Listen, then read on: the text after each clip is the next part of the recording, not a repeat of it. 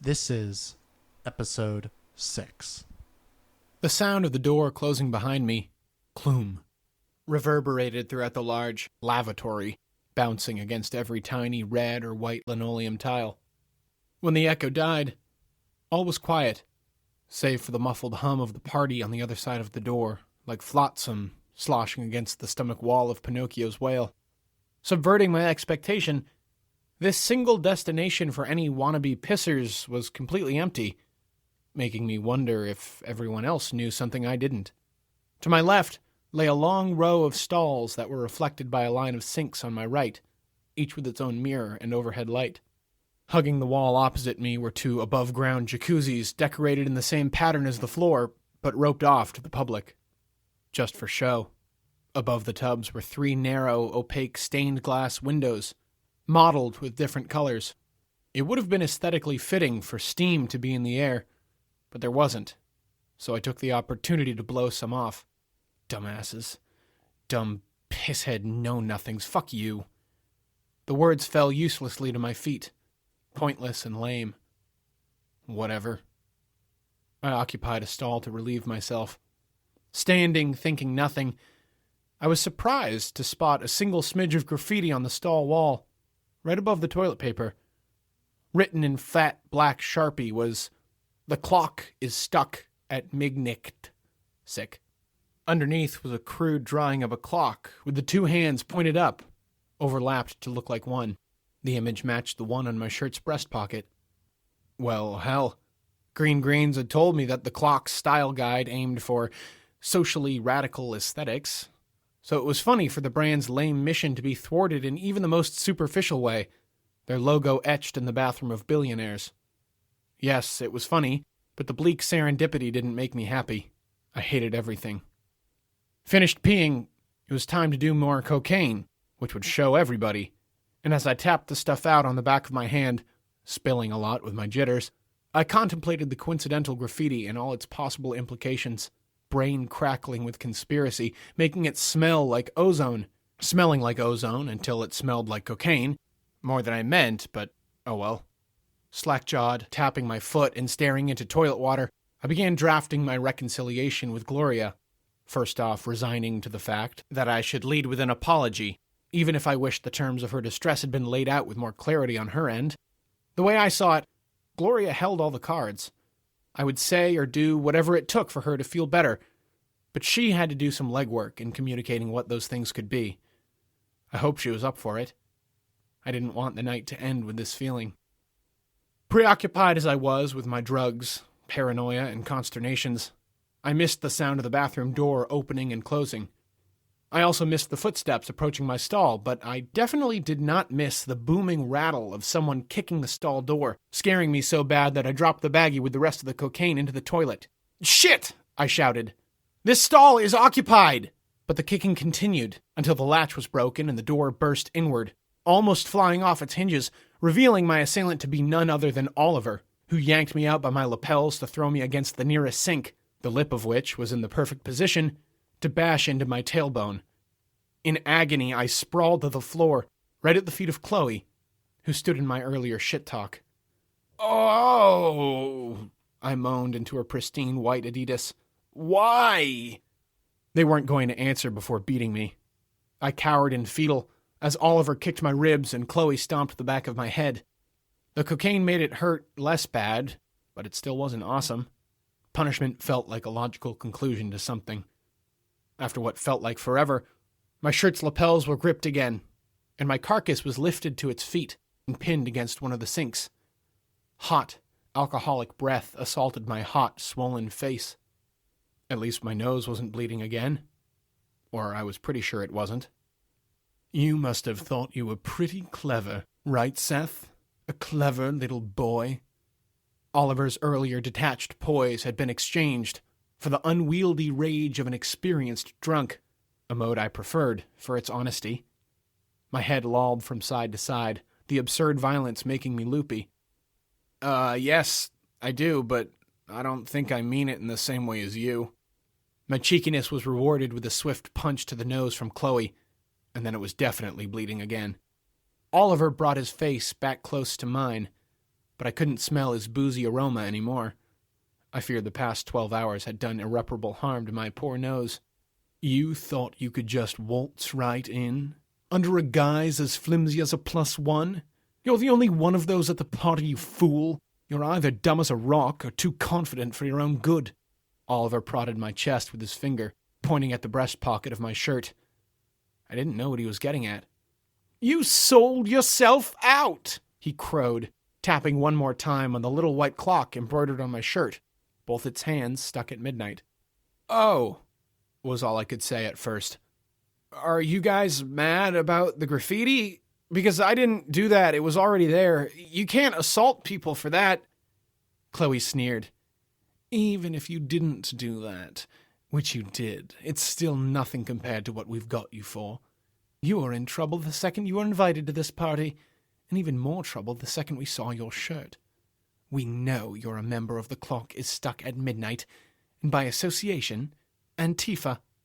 My incredulity was so immense it made speech impossible, and it must have shown in my expression, because Chloe quickly followed up her accusation with evidence. We know that you were at one of their gatherings today. I blinked. What? The Moz? The Moz where they were selling merch? Yes, Oliver interjected excitedly. The Moz we shut down. I gasped. Evil! You see, Seth, Oliver continued, we know that the Clock is Stuck at Midnight brand is a front for terrorism, a mask for one of the many terrorist factions operating under the Antifa umbrella. Our father made it a point, as the sitting president of Mockingbird Support, to monitor your terrorist activities, knowing you thugs would love nothing more than to dismantle our therapeutic institution for the sake of your so-called ideals that are nothing more than an excuse to destroy.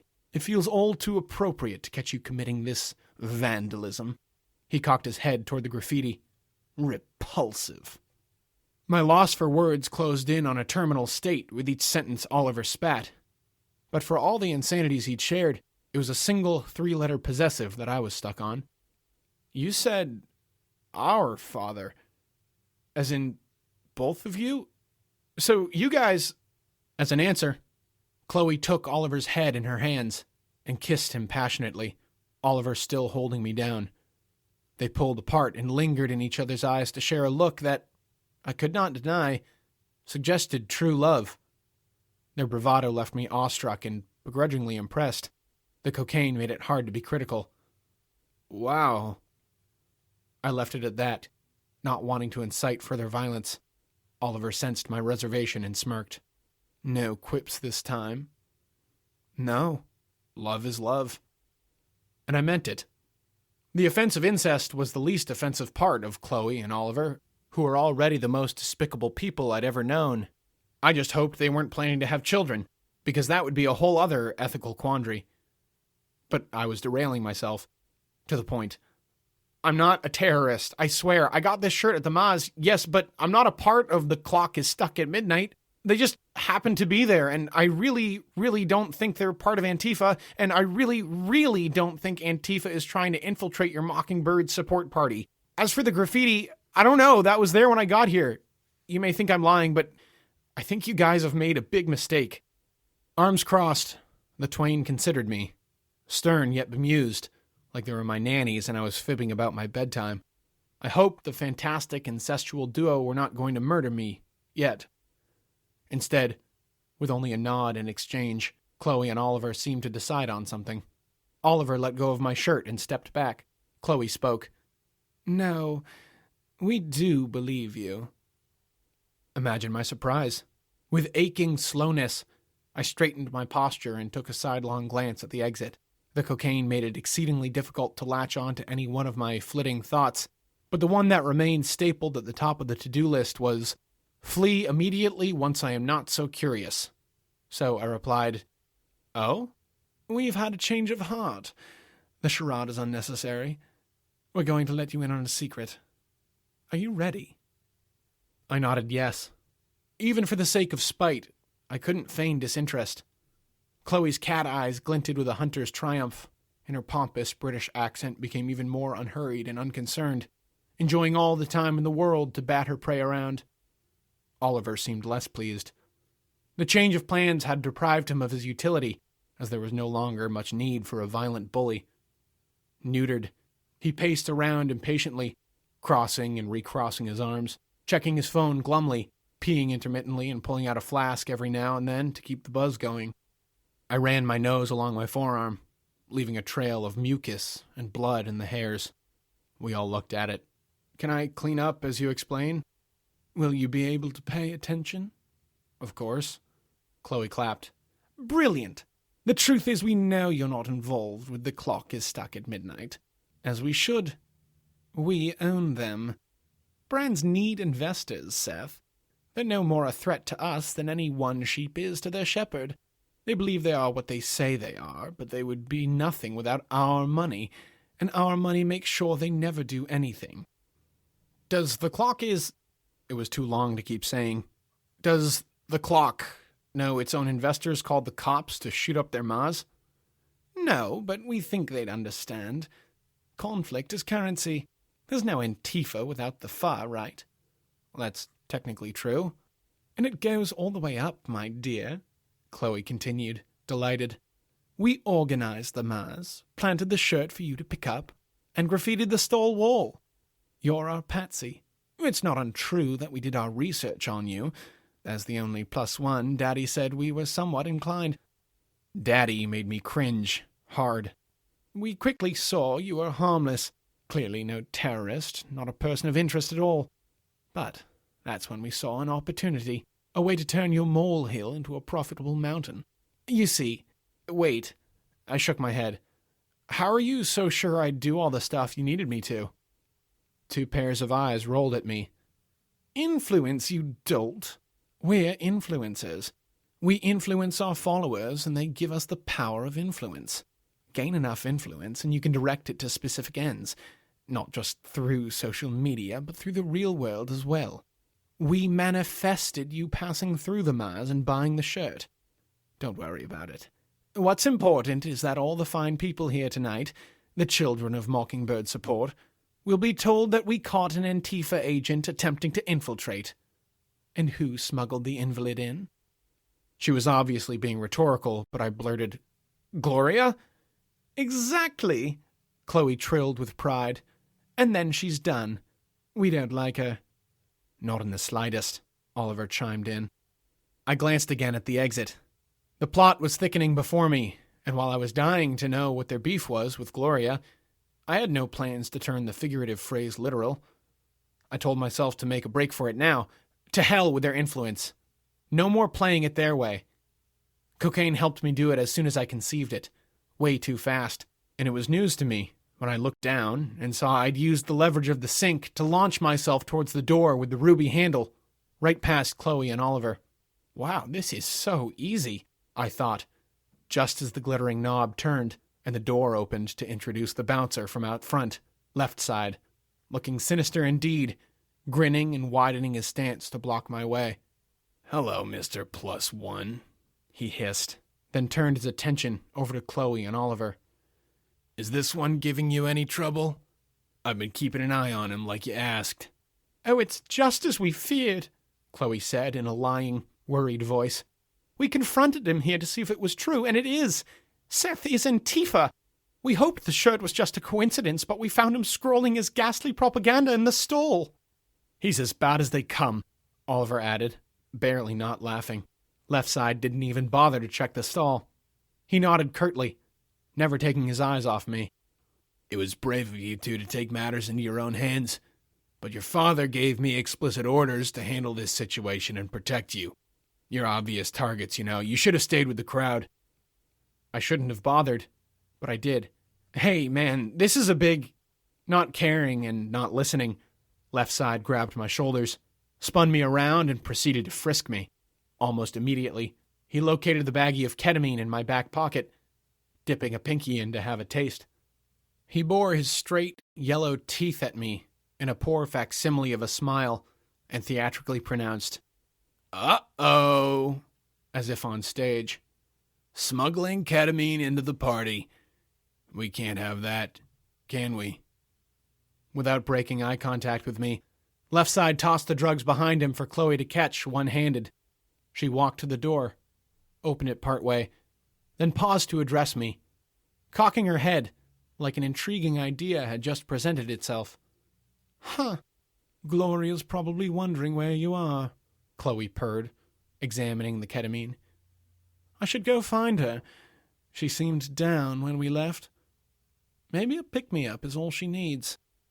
Or maybe," she whispered maliciously, "she needs to go down further.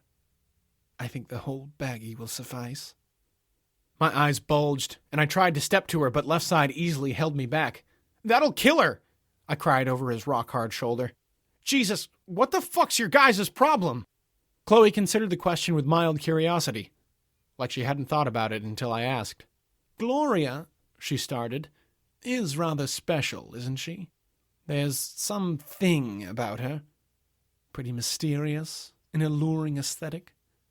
Remarkable, unexplained incidents follow her around. Makes her think she's better than everyone. Well, we are jealous. I can admit it. God, it makes me a wreck to see people with an it factor who don't deserve it. But, petty grievances aside, it's just too extra having Gloria around. Within the last year, she's become a mess. And between the secrets she's privy to, her general refusal to communicate with transparency at sessions, and especially her erratic private behavior," Chloe ticked off the liabilities on her fingers.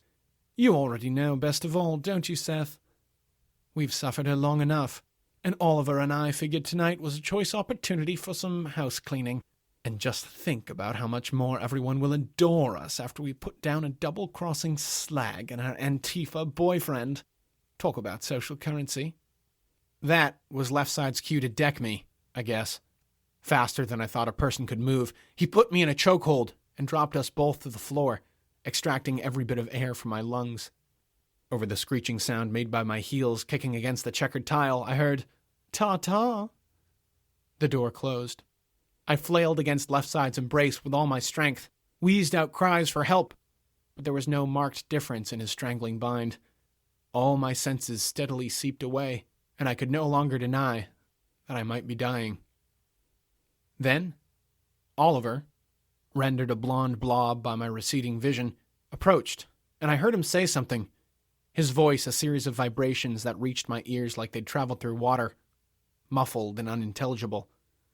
He gestured in my direction, and there was some kind of response from the man killing me, and they went back and forth like this for a while, as I waved the long goodbye to life.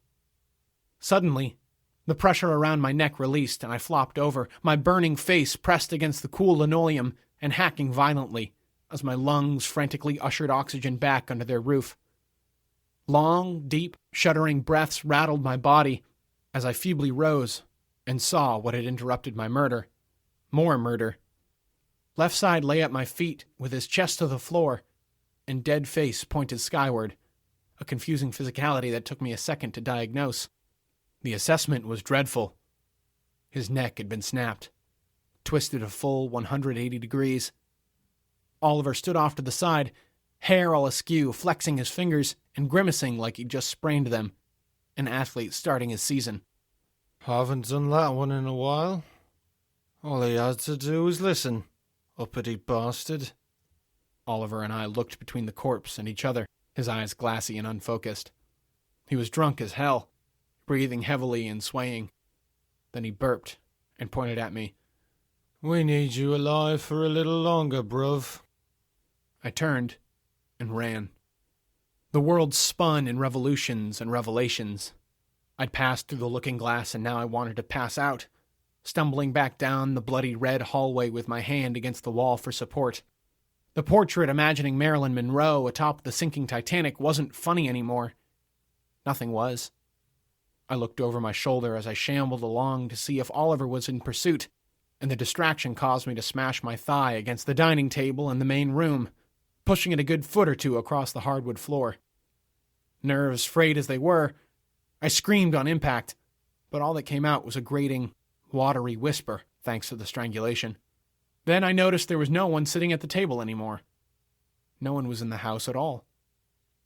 For a moment, my panic doubled, convinced an even higher level of conspiracy had emerged, but then I remembered the stupid raffle was soon, and hoped therein lay the explanation. Like one of those cages that spin bingo balls, my mind turned thought over thought in unhelpful cascades. Raffle, went one. Fuck the British, went another. Find Gloria, went the ultimate, and it jarred me out of my momentary paralysis.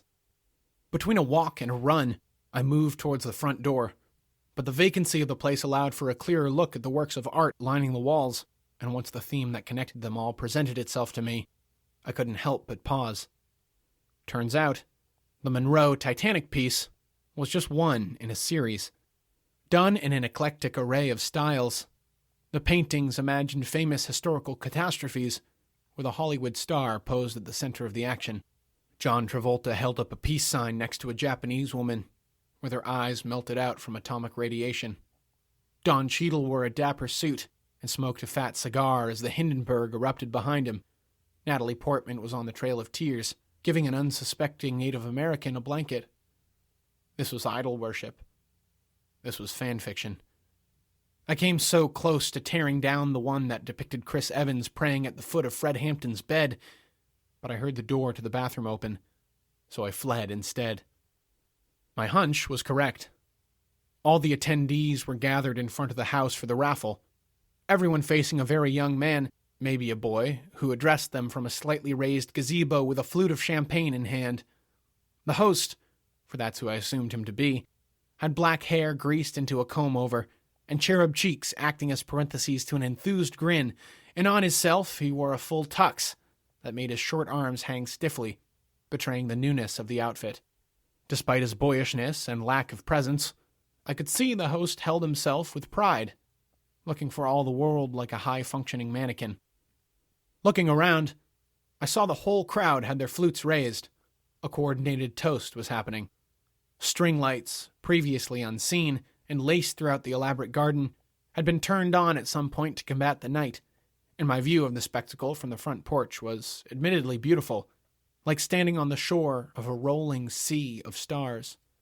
"I don't want to take up too much of your time," the host began, "before we get to the famous Mockingbird support raffle," cheery murmurs. "So let me speak quickly on behalf of the organization and thank you all for another great year.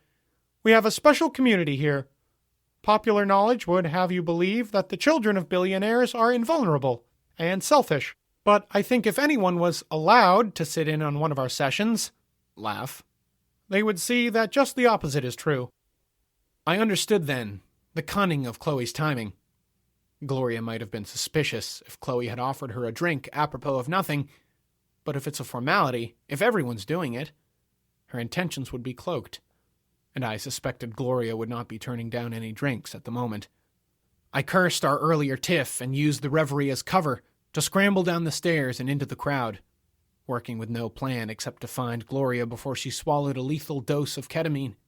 Jockeying through the mass of affluent bodies, anxious sweat pouring into the open cuts patterning my face and scalp, I felt no regret for finding myself in a race against psycho-billionaire incestual offspring at their exclusive party in L.A. My understanding of the situation, fragmented and confused as it was, made me believe that if they hadn't come, the plot I was fighting against would have killed Gloria without any resistance. Now there was a chance for me to do all I could do. The boy on top of the chair kept delivering banal, summative comments about Mockingbird Support's excellent year, which everyone was treating as decorative white noise, hooting or clapping intermittently, but mostly speaking among themselves. I couldn't and wouldn't follow what he was saying, but was keeping an ear open to catch when he reached the part where we were supposed to drink. Finally, I spotted Gloria's black cloud of hair at the fringe of the crowd, but my heart turned icy cold when I saw Chloe's villainous, platinum head lean in towards Gloria's, no doubt planting the poison. I tried to call out to Gloria to warn her, but all I could manage was a noiseless croak from my damaged windpipe. Waving vape smoke from my eyes, I plowed through one last wall of trust fund babies just as I heard "a toast" ring out across the yard. Everyone raised their glasses, and I pushed towards Gloria with renewed vigor, accidentally shouldering people here and there, making champagne spill in my hair. I missed what the host called for us to drink to, but I heard the audience's resounding reply, to living the dream. I reached Gloria and Chloe just as they downed their champagne. Chloe ducked away from Gloria's side and whispered in my ear, "Too late, hotshot," before patting my shoulder and slipping away. Gloria pulled the empty glass from her lips and almost spit out its contents when she saw my ravaged state. Almost. Just as I reached out to stop her, Gloria went on to swallow the contents of the glass before crying out, "Holy shit! What happened to your face?"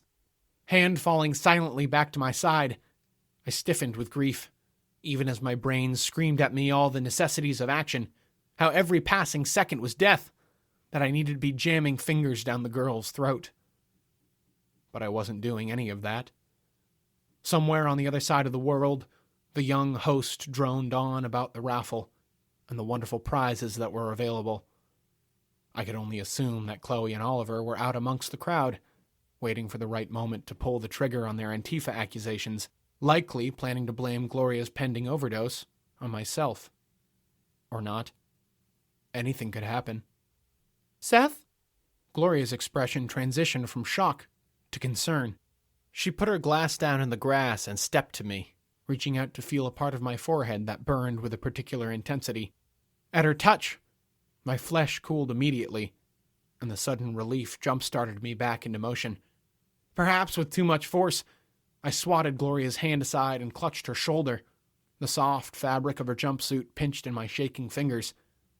I pointed to my throat to indicate its malfunction as I furiously coughed and cleared my throat. At last I forced out, "Your drink, Chloe, poison, all the ketamine." Gloria looked at her glass while I clawed at her jumpsuit with increased agitation, impatient for her to process the dilemma. "Chloe poured all of your ketamine into my drink that I just drank?" Gloria spoke with a calmness typically uncharacteristic of the fatally dosed. I nodded emphatically, tears welling up as I mouthed, "I'm sorry," over and over. Her stillness was freaking me out. I wanted for her to scream at me to help her throw up, to ask me why I hadn't dialed 911 yet, something I felt safe in assuming was hopeless, to make me promise to avenge her untimely demise, anything to direct the unwieldy force of my fear. Instead, Gloria studied my grief, like it was an especially evocative cloud in the sky, with equal parts wonder, intrigue, and patience. I could see her upper lip had begun to perspire, and her eyelids were fluttering at an erratic rhythm. She shifted from one foot to another, searching for a failing equilibrium. "It's all right, Seth," Gloria murmured drowsily. "I might be fine. Remember what I saw? It hasn't happened yet. It's coming to pass." I shook my head, fully crying now. "I don't know, Gloria," I sobbed. "I never saw it the same way as you." Gloria tipped my chin up so I could meet her gaze that dismantled itself in real time, submerging to the back of her skull, and, like the vacuum of a sinking ship, using its gravity to suck me down with her. Something was happening. Nobody was paying attention to our scene. I wasn't even sure if we were there anymore. Gloria's nose began to bleed. "Seth, your nose is bleeding," she said, and lifted her finger to my upper lip. "Don't you remember the day I left for L.A.?